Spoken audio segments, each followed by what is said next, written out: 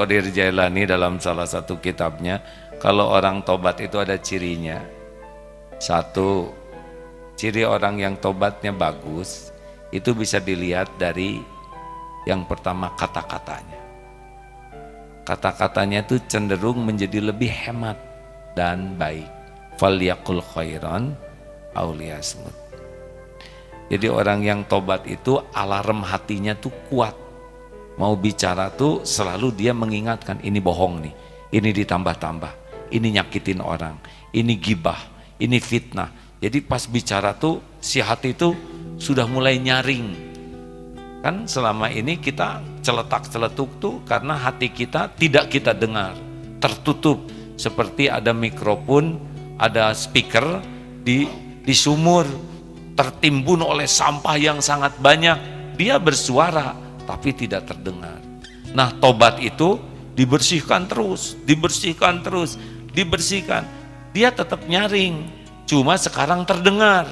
Nah, suara hati yang terdengar itu bisa ngerem berbagai sikap kita. Orang yang celetak-celetuk sekenanya itu menunjukkan suara hatinya tidak terdengar. Karena kalau terdengar tidak akan celetak-celetuk sembarangan. Hati-hati nih ya, kalau Bapak Ibu banyak ngobrol, kita ngobrol itu sedang membuka aib sendiri sebetulnya. Kalau kita banyak ngomong, banyak bicara, kita sedang membuka nih diri saya, begitulah aib-aibnya kebuka. Yang sombong, yang kikir, yang dengki, itu nampak dari obrolan. Padahal suara hati itu nyala terus, cuman tertimbun oleh dosa sehingga tidak terdengar. Nah, tobat itu membuat seperti analoginya, sampahnya diambil jadi terdengar. Dan salah satu efeknya kalau mau bicara jadi hati-hati. Dua, ciri lainnya seorang yang tobatnya bagus adalah dia akan selektif di dalam pergaulannya.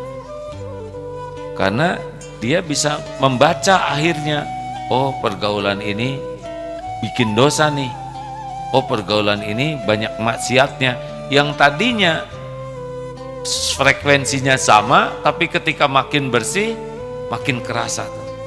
Beginilah ya, saya mohon maaf, yang biasa di tempat sampah jadi biasa makan di sana walaupun bau dan banyak sampah.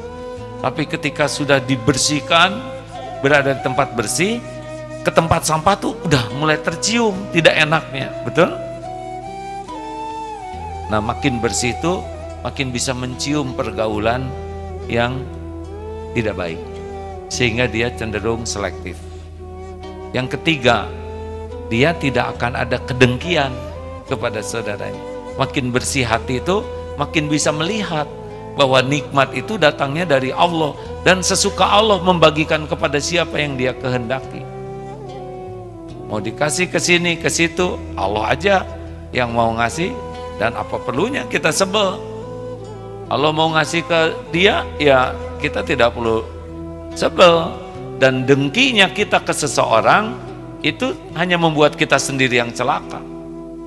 Ketentuan Allah tidak akan berubah dengan kedengkian kita. Dan yang keempat, orang yang tobatnya bagus itu akan selalu bertobat, karena dia bisa melihat lebih banyak lagi dosanya.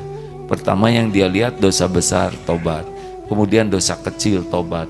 Kemudian dosa-dosa halus, tobat. Lama-lama dia akan tobat terhadap amalnya sendiri yang dirasa kurang ikhlas. Lama-lama dia akan tobat kalau dia tidak ingat ke Allah, dia tobat. Ampun ya Allah, saya tadi lupa kepadamu. Dan tobatnya juga ditobatin. Jadi orang yang ahli tobat itu tidak akan pernah berhenti mohon ampun.